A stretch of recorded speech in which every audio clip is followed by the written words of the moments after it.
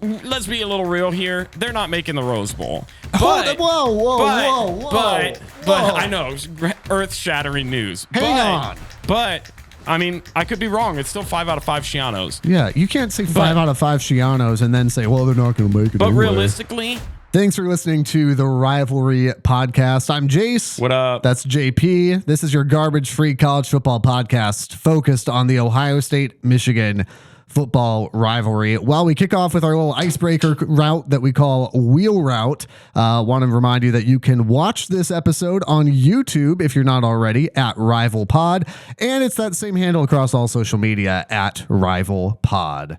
All right, are we ready for this? And if you are watching on YouTube, you see we've got the ads back because we aren't going to pay for the ad-free version. Now would be a great time for you to become a Patreon subscriber as well. What have you learned so far this season? This is more of a broad spectrum. It can be about your team. It can be about teams outside of your team. What have you learned? Man. A couple of takeaways. I know it's early on. We're heading into week 3. I don't remember how long it's been, but this is the first time in a while that all 5 power conferences are represented in the top 5. Ooh. Which at this point would be Georgia, Michigan, USC, Texas, and who am I missing? Florida State. That to me is a really good sign. I know conference realignment's obviously a big thing, and it's going to all look very different next year.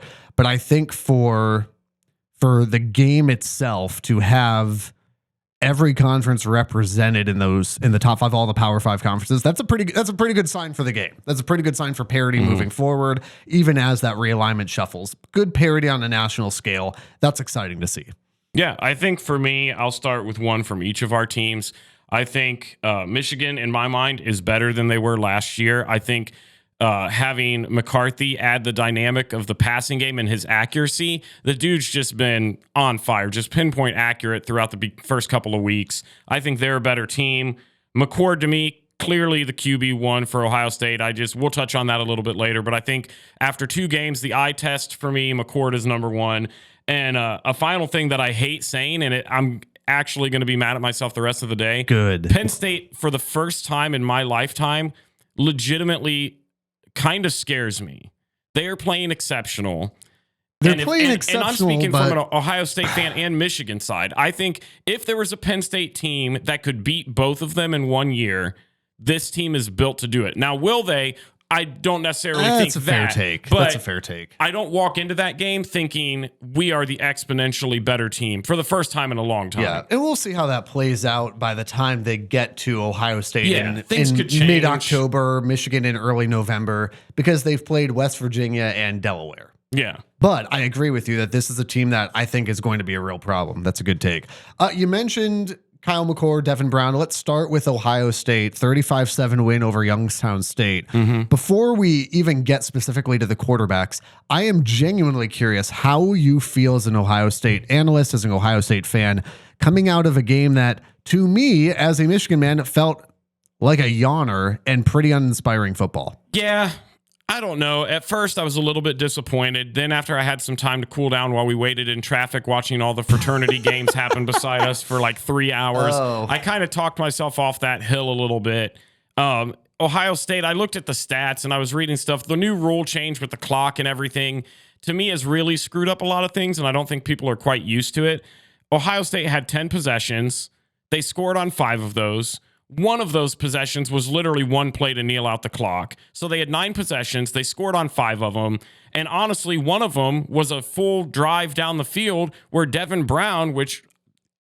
There you go. Yeah. Yeah. Enough said. He drove all the way down the field and then didn't convert on a short 4th down near the end zone for Youngstown State, which could have resulted in another touchdown. So you're looking at 6 to 7 drives out of 9 where Ohio State could have scored on. And I will firmly say that if McCord plays in the entire game, that's probably a little bit different of a story. Now, 35-7, I don't really like seeing that Youngstown State scored. I mean, going and getting it 7-7 at some point wasn't a great thing to see, but I'm not going to be like some of the Ohio State fans I've seen on social media and jumping the gun. The one thing I will say is Devin Brown can't take another snap of football unless he absolutely has to. To me, there is from the spring game to these first 2 weeks against very, very mediocre competition, there is no reason. And I would love, if this ends up happening, I would love for Ryan Day to answer the question of what is he seeing that nobody else is seeing? Yeah. Because the offense clearly stalls out a lot when Devin Brown steps on the field. Outside of the one drive late into the fourth quarter, they drove down the field. But you see even the mental stuff. He took a sack on that play, and it's fourth down. You're up 28-7 with 4 or 5 minutes to go in the fourth. Lob the ball, my man. Throw the ball up there to your receivers and let them make a play at something. The last possible thing you do there is take a sack. I know you don't want to risk a turnover, but it wasn't going to change the outcome. I'd rather see you try to do something with the ball than just take the fourth down sack and give the ball over. You're going to turn it over on downs regardless. Make a little bit of a play. You've got to do something to separate yourself. Devin Brown separated himself further in my mind. Yeah, so, if I'm an Ohio State fan, Ryan Day has got to stop pretending like Devin Brown is a legitimate option. It's not a competition. Nobody in the building, 100,000 plus, nobody in the building thinks that Devin Brown is a legitimate contender for quarterback one. That. He's wearing number 33. Yeah. He wants to play linebacker. Yeah, there's no chance. And again, Kyle McCord doesn't impress me, but it's he had not the game you'd want to see though. Did he though? I think so. I mean, he wasn't CJ. He got numbers because he hit 2 wide open Marvin Harrisons. That's what happens with any quarter. You're going to be mad at him because he had Marvin Harrison Jr., who's one of the generational talents in the nation. McCord makes bad decisions. He's inaccurate. No, that is an atrocious take. The entire flow of the game felt stilted. It was stop and start. So, Ohio State did not play a good football game. So if I'm hearing you right, you're mad because you're saying that because our wide receivers are so exceptional, they're creating so much space that makes our quarterback mid. No, I'm saying that the only completion... But when J.J. McCarthy does it, I'll even throw it at myself. When last year in the OSU-Michigan game, your guys' wide receivers are wide open, all of a sudden McCarthy has a passing attack. JJ ripped your defense apart. You couldn't stop the pass. You couldn't stop the run. JJ McCarthy is currently dropping dimes and is out of the game by the mid-third quarter while your starters are still dropping playing. Dimes for recruits with cheeseburgers. Your starters are playing all the way through the game. Michigan's pulling out about mid-third quarter, putting the 2s and 3s in, and you guys are still putting up just 35-7 on the Youngstown. The only disappointing thing walking away from that game, and we talked about it a little bit, I would have liked to see McCord play a good chunk of the game. Then I wanted to see him get taken out, and I wanted to say Lincoln Kineholz come in with some of the freshman wide receiver group, give them a little bit of exposure, let them get a sense for the game. Only because I know Devin Brown is not the answer. Yeah. And I don't know if this has been said or not, because again, I follow the Ohio State beat from a closer distance than I'd like to, but still a distance. Is Lincoln going to be? Is he redshirting this year? Is that the thought? He was in uniform, but can't you still do like 4 games or something? Yeah, I don't know if the fourth one is what cancels your red shirt or if that's the max you can hit. But the thing is, he's not playing in those, so he's not going to play against Western Kentucky. No. This was the perfect game to get those guys in there, let them go ahead and showcase a little bit of the future.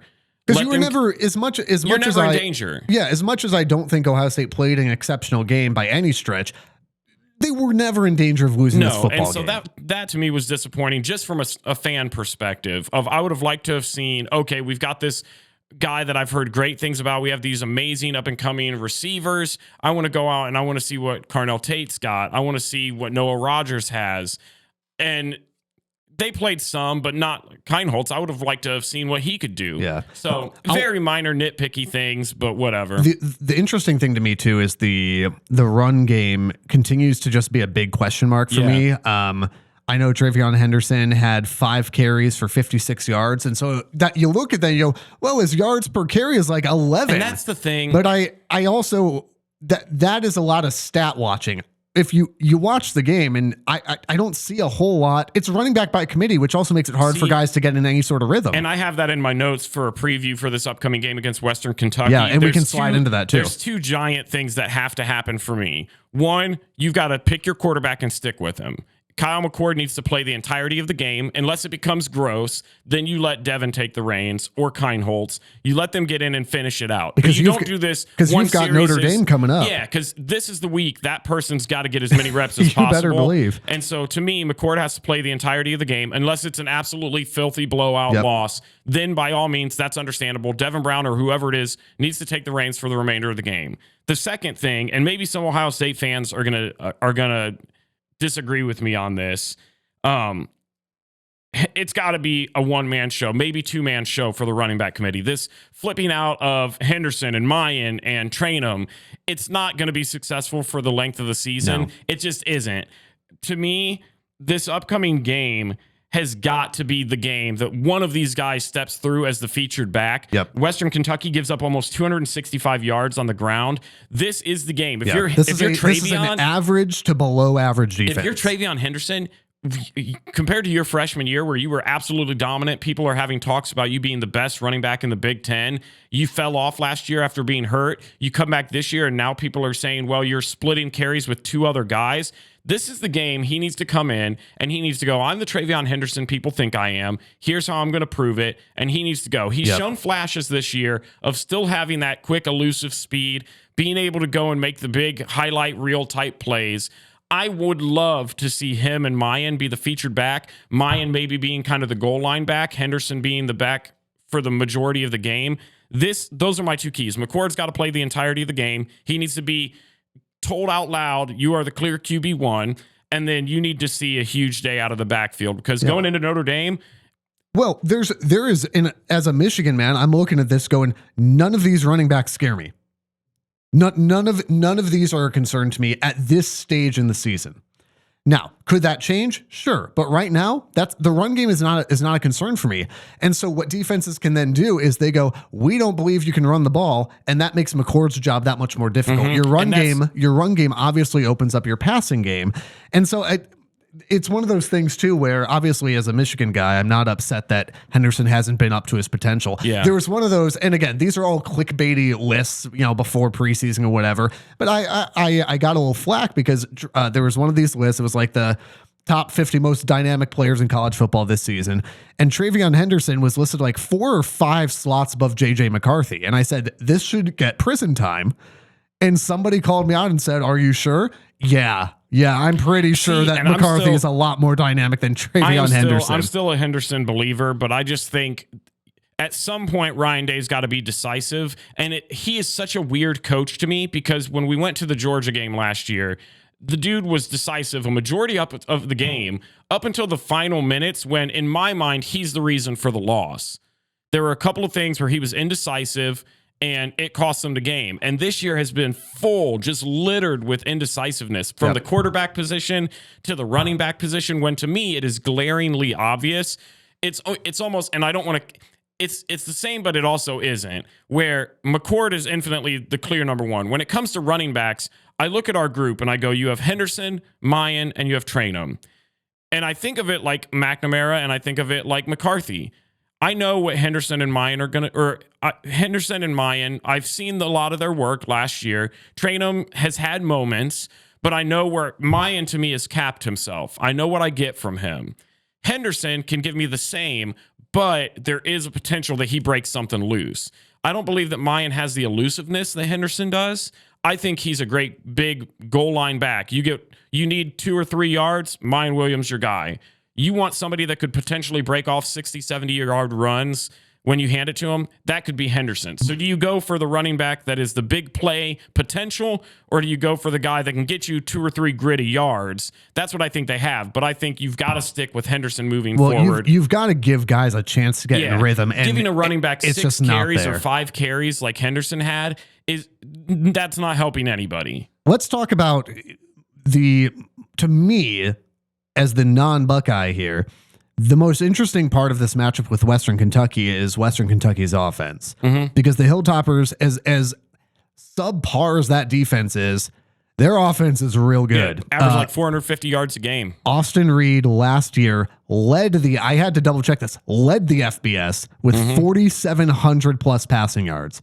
The team also has a +6 turnover margin right now. So even though the defense isn't giving up a ton of yards, They've forced 6 turnovers in 2 games. The offense has yet to turn the ball over. That's one of the things that I think makes this game interesting. Not that Ohio State will lose it, but I think it makes it more interesting than Indiana or Youngstown State, where when Ohio State, let's take Indiana as maybe a better example. When Ohio State struggled to move the ball well, at least consistently. Again, 23-3 against Indiana is not acceptable at Ohio State. Just isn't. They have the same type of standards that Michigan has. That's just not an acceptable good day. Struggling to move the ball, I said on the podcast, and I think I put it at RiflePod on Twitter as well. Shout out. I hate that. If Indiana had a serviceable offense, if Jack Tuttle had not transferred out, if AJ Barner hadn't transferred out, Indiana makes that more of a game into the fourth quarter. They still don't win, but they make that a game. Western Kentucky now has, again, a subpar defense, but the type of offense that could make this a game late into the fourth quarter. Give me your score prediction. I just don't see it. We've hyped this up. I've been giving it a little bit too much recently, and I really do think that the new clock change for everything has really impacted the game. But everybody's got to deal with it. So, yeah, and I think it's impacted even Michigan. I'm going OSU 38-10. Wow.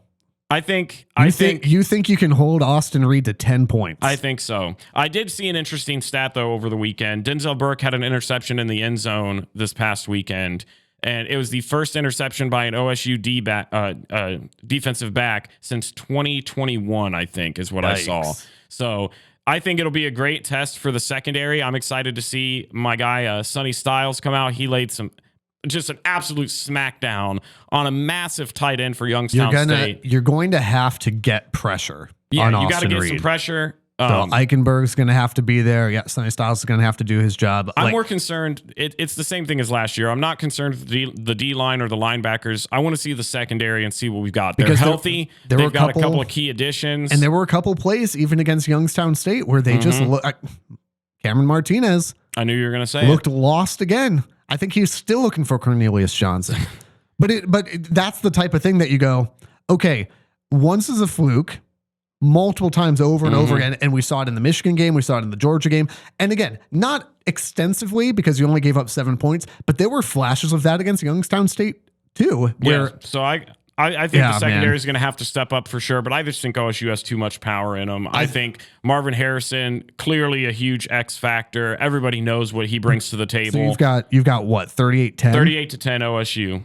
I agree that Ohio State's got too much power, but I think you are disrespecting the Hilltoppers and Austin Reed. Said nobody ever. 34-24. Absolutely not. Okay. No way they score 24 points. Oh, I think I'm being generous to your defense by holding them to 24 points. No. I think your offense hater mode in full effect. Your offense is going to score a lot. Your offense is going to score points, but I don't trust your defense to stop them. I do not trust Ohio State's defense against this offense. I think you guys win, but I don't think that you feel good about it. I don't think you're going to feel comfortable. You'll get the win and you look ahead to Notre Dame and go, oh boy. I mean, to be honest, I don't feel great about walking away with a 38-10 victory. This is one of those games where in years past, Ohio State should be up 56-7 or 56-10. But man, the disrespect for this offense, boy, next week is going to be fun for one of us. It's going to be me. Speaking of things that you can trust, how about our friends at Elevated Integrity Construction? A big thanks to Aaron Carroll and his team at Elevated. Your next project is too important to just hope it's done right. Your build deserves to be built with integrity. Home build, church build. They help with design as well. Go with integrity. ElevatedIntegrity.com. ElevatedIntegrity.com. We're thankful to Aaron and Elevated for supporting this podcast. It also takes the support of friends just like you, so consider becoming a Patreon subscriber today. We've got some Rivalry stickers. We've got Rivalry merch, t-shirts. We have got exclusive giveaways, exclusive content. Your support helps podcasts just like this. riverradio.com/rivalry or find us on social media at RivalPod. Let's talk about the University of Michigan. Not a lot going on against UNLV. Yeah. I feel about the same as I did against ECU. Michigan was never in danger in this game. JJ McCarthy continued to look very good. 22 of 25, 278, 2 touchdowns. Roman Wilson picks up now 5 touchdowns in the first couple games. Total last year was He had, close to that. I believe, 4 last year. Yeah. 5 if you count the TCU one, but that is a little bit triggering to me. But 5 touchdowns already. Clearly the wide receiver 1 for Michigan. He's played very well. Blake Corum, 15 carries, 80 yards, but 3 touchdowns on the day. So Corum looking like himself. Again, the one disappointing thing I would say is that I don't feel like Donovan Edwards has come on quite as much this year yet. I was going to ask. There's been something weird.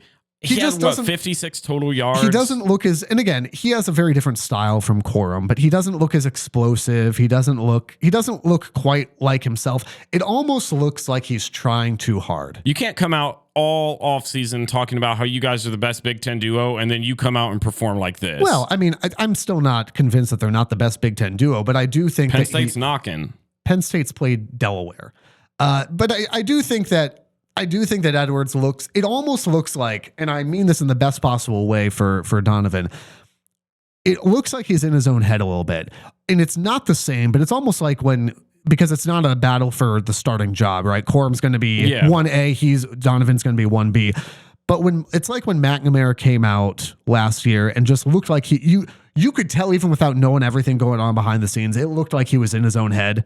That's almost what it looks like for Donovan. Not that he's trying to win a starting job, but it looks like the encapsulation was the ECU game where Michigan tried to hand the ball off to him 4 times up the middle to get him a touchdown. Do you think that it feels forced a little bit? Do you think any part of that might be a little bit of frustration based off his performance last year when Corum was out, being so dominant, and then maybe he came into this season expecting to get a few more touches than he's gotten because he rushed only 6 times for 9 yards. Do you think that maybe coming into this season he was a little bit of like, we're going to split it 50-50 or even 70-30, and he's just not getting that? It's a fair question, especially given the stuff that that Cade has said, and which I also have a question about that. Yeah, we'll get to Cade.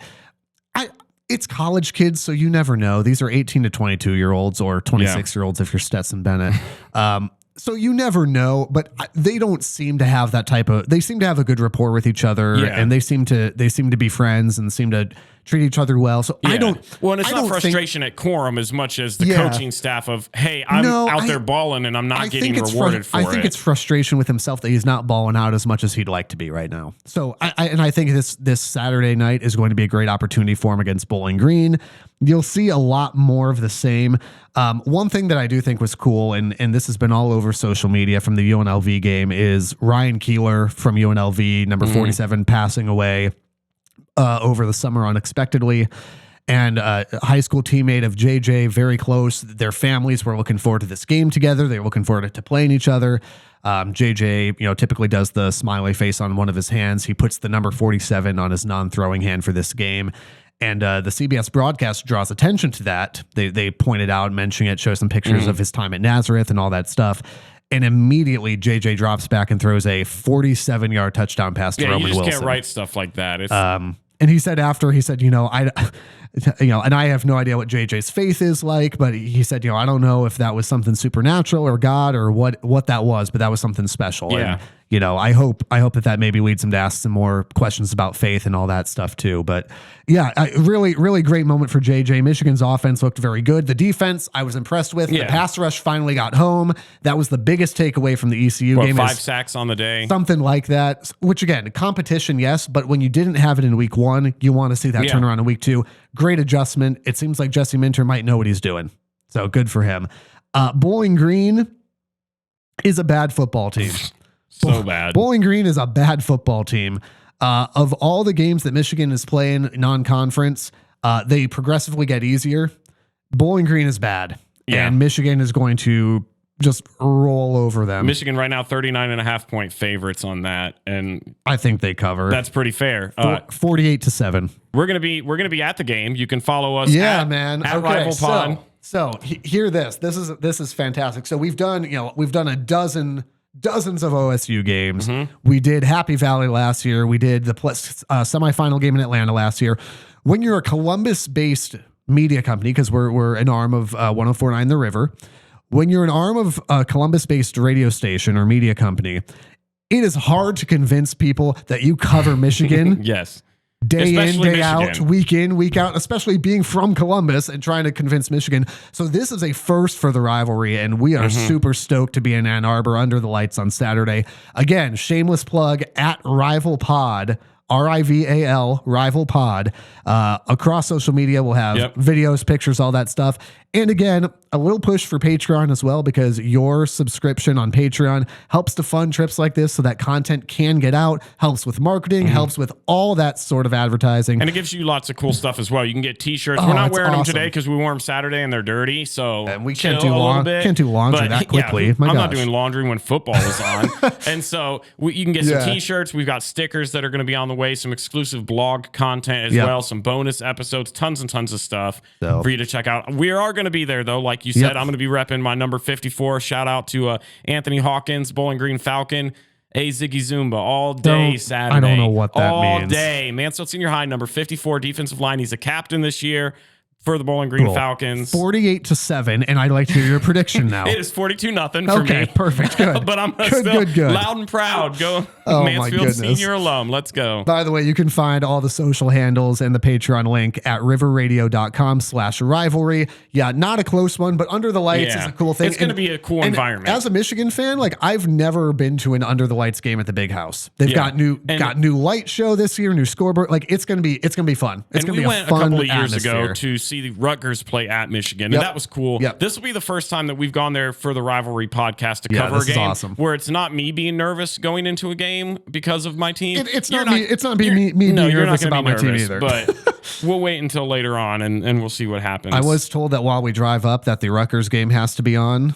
Is it time? Let's talk Rutgers to the Rose Bowl real quick. I'm wearing my Rutgers shirt today in honor. Is that home field apparel? It is home field apparel. Shout out. They've got the amazing good brand, stuff. The good brand. Not sponsored, but amazing stuff. But if you want to. My father-in-law on Friday comes up to me and hands me a box, and he says, this is an early birthday gift. Mind you, my birthday is not till November, so very early. Yeah, okay. And he just goes, I think you're going to need this. And he hands me this box, and inside of it is a beautiful helmet. What's the R stand for? Rutgers. I was trying to think of a pun, and I'm just not there yet. So, I mean, you're in a good mood, though. I mean, you got a phenomenal got a new Rutgers helmet, and they looked good. He got me a nice little mug, and then I got a Rutgers hat. I'm ready to go. So on the Shianometer after week 2, Rutgers to the Rose Bowl. It's a 5 out of 5 still. Look, still a chance. Going into Temple, they were 8-point favorites. They won like 38-7. You don't have to give me specifics. Nobody cares that much. They looked amazing. Gavin Wimsatt starting to look like the quarterback people have been talking him up to be. The running game ran for over 200-something yards. The defense looked just as good as they did against Northwestern. You got to take into account the competition, sure. This week, they got Virginia Tech coming to Piscataway. That's the game that I kind of had circled. Let's be a little real here. They're not making the Rose Bowl. But, whoa. But I know, earth-shattering news. Hang on. But I mean, I could be wrong. It's still 5 out of 5 Shianos. Yeah, you can't say 5 out of 5 Shianos and then say, well, they're not going to make it. But anyway. realistically, getting into a bowl game this year seems like a thing that could happen. And will the Rivalry Pod be there? Absolutely. I will find a way to go watch Rutgers if they make a bowl game this year. Let's look around the rest of the country as well. One thing that we're just going to get this out of the way. This is a Garbage Free podcast. You can look up details for yourself. Typically, this is where we take a pot shot at Michigan State, and we will continue to take pot shots at them. But Mel Tucker suspended without pay right now. That's the latest update. That's all we're going to say on that. We're not going to go there because some things just aren't worth joking about. So figure that out for yourself. Leadership matters. That's it. That's the statement here. Looking around the rest of the country, I am curious who your top 6 teams are, because what a shakeup in the top 10 this past week. Yeah, crazy. Give me in order so again, I'm thinking kind of like the football playoff selection show, your 4 playoff teams and the first 2 out. Who do you have right now? Give them in order. Right now, I have Georgia 1, Michigan 2. I don't think those change. Texas at 3, Florida State at 4, Ohio State 5, USC 6. Those are my top 6. So right now, I think until Ohio State beats Penn State and Notre Dame, until they go up against legitimate competition, I'm fine with people kind of doubting them right now. Well, yeah. I mean, by the way, I don't disagree with your top 4. I have the exact same thing. I've got Georgia, Michigan, Texas. I don't know how you can't have Texas. Yeah. They're not going to jump Michigan. They're not going to jump Alabama, Georgia. to me, was clearly a better team than LSU. So Texas beating Alabama is a bigger deal than Florida State beating LSU. And Florida State beating LSU, at least right now, Florida State looked dominant. So, yeah, I have no problem with that. I have Penn State at 5 right now because I continue to, and I know I feel like I go back and forth on them where it feels like I'm not convinced yet, but I mean, you ripped on me for saying that they were good, and then you said they played Delaware. So I ripped on you. They deserve I ripped on you for saying that they are a better running back duo than Corum and Edwards. Right this season. No. This season. And then I've got USC at 6. I don't know how I feel about USC yet. I think Caleb Williams is good, but USC also hasn't proven anything to me yet. Ohio State I would have at 7 just because, again, I've not been impressed with their performances against mediocre opponents so far. I would actually, let's say they come out and win 38-10 this week against Western Kentucky, I will actually be very impressed by that because, again, I just think you're disrespecting the offense. The question for me is, can the defense stop anybody? And we'll find out. So, yeah, so we'll disagree there. Let's just rejoice together, though, that Alabama's dropped to 10th in the AP poll. It's 10th. A beautiful thing. It's gorgeous. God loves us, and this is how we know. Texas is back, folks. Nope. And now that we've said it, they're absolutely not going to be. Led by Ohio State great Quinn Ewers. So, all right. So let's finish up here with Stupid Genius. As a reminder, this is the upset pick of the week. We are keeping tabs this year for the first time. The rules are pretty simple. You get 5 points if your upset pick wins. You get 5 points plus whatever the spread was. So I'll give you an example. Let me give you an example. And I think there deserves to be an asterisk beside this because... there's not. Because I was blindsided that this was going to we a thing last week until we were recording the show. Maybe you should have made better selections, man. I would have had I known we were going to compete. Oh, my goodness. 5 points for getting your upset pick right, plus the spread. You must have at least a 4.5 point underdog to pick them.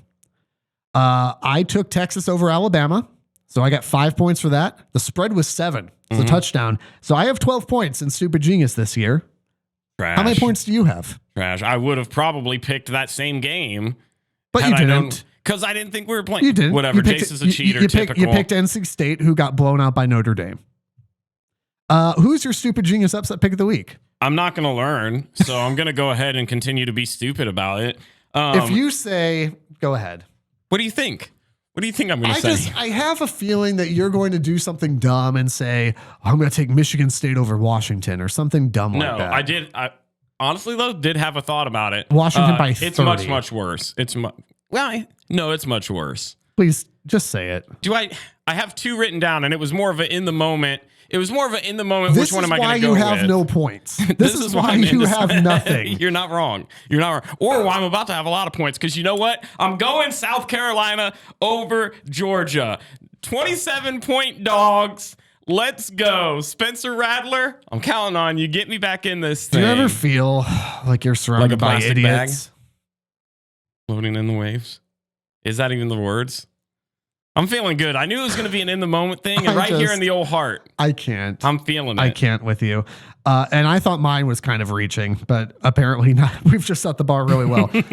I am taking the Gators over Tennessee. That was my Put your paper one. down. I don't care. Yeah. Tennessee. I don't buy Tennessee yet. I don't buy Joe Milton. I don't buy Tennessee yet. By the way, I don't buy. Florida's at home too, right? And it's a night game. I don't buy Florida. Okay, I watched Graham Mertz is trash. I watched them play Utah, but this feels like the type of game that Florida will inexplicably win. Yeah, it's in the They're swamp due for about night, 1 or 2 of those a year. In the swamp at night. Graham Mertz, I think, is technically outpassing Joe Milton right now. He is, and I just feel like Tennessee ain't ready. I think Florida is always due. 7 point, it's the same thing with Miami. Here. It's the same thing with Miami. They're due for about 1 or 2 games where you go, you beat them. What? And I think playing at home under the lights, this could be one that they pull out. So yeah, and typically I would say Texas is in that realm too. But I also picked Texas preseason as one of my playoff teams. And so far, I'm going to ride or die with Quinn Ewers, the mullet man himself. Oh, she's Actually, great. Okay, so Quinn Ewers, did you see his haircut? Yeah, shaved. I don't know. Why? It's like a reverse Samson. Why was there not an NIL I contract don't know if you've read the that? Bible where Samson has strength because of his long hair, but Quinn Ewers is the opposite of that. And I don't know what that's called. I don't know what to do with that. And my theology degree is probably being revoked as we speak.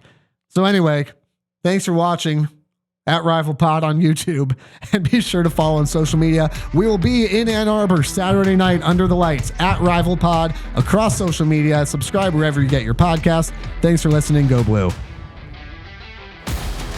The Rivalry is a production of River Radio Ministries. Want live updates from the show? Follow us on Twitter, Instagram, and YouTube at Rival Pod. Visit our Patreon and consider becoming a patron for exclusive bonus content, merch, and more. And be sure to follow us wherever you're listening now for new episodes every Tuesday.